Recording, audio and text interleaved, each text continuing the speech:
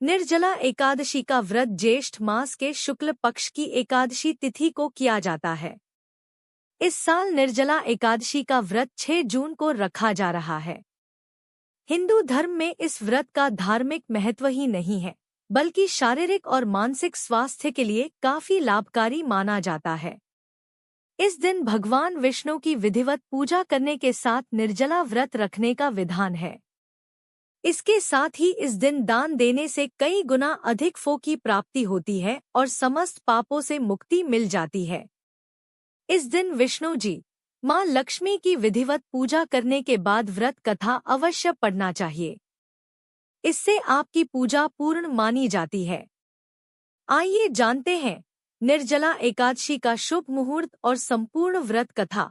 भीमसेन व्यास जी से कहने लगे कि हे पितामह, भ्राता युधिष्ठिर, माता कुंती, द्रौपदी, अर्जुन, नकुल और सहदेव आदि सब एकादशी का व्रत करने को कहते हैं, परंतु महाराज मैं उनसे कहता हूँ कि भाई मैं भगवान की शक्ति पूजा आदि तो कर सकता हूँ, दान भी दे सकता हूँ, परंतु भोजन के बिना नहीं रह सकता। इस पर व्यास जी कहने लगे कि हे भीमसेन, यदि तुम नरक को बुरा और स्वर्ग को अच्छा समझते हो तो प्रति मास की दोनों एकादशियों को अन्न मत खाया करो। भीम कहने लगे कि हे पितामह, मैं तो पहले ही कह चुका हूँ कि मैं भूख सहन नहीं कर सकता।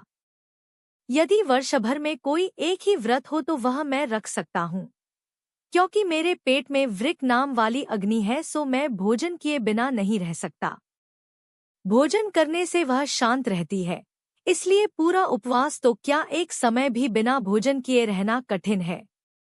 अतः आप मुझे कोई ऐसा व्रत बताइए जो वर्ष में केवल एक बार ही करना पड़े और मुझे स्वर्ग की प्राप्ति हो जाए। श्री व्यास जी कहने लगे कि हे पुत्र, बड़े बड़े ऋषियों ने बहुत शास्त्र आदि बनाए हैं, जिनसे बिना धन के थोड़े परिश्रम से ही स्वर्ग की प्राप्ति हो सकती है। इसी प्रकार शास्त्रों में दोनों पक्षों की एकादशी का व्रत मुक्ति के लिए रखा जाता है। व्यास जी के वचन सुनकर भीमसेन नरक में जाने के नाम से भयभीत हो गए और कांपकर कहने लगे कि अब क्या करूं? मास में 2 व्रत तो मैं कर नहीं सकता, हाँ वर्ष में एक व्रत करने का प्रयत्न अवश्य कर सकता हूँ।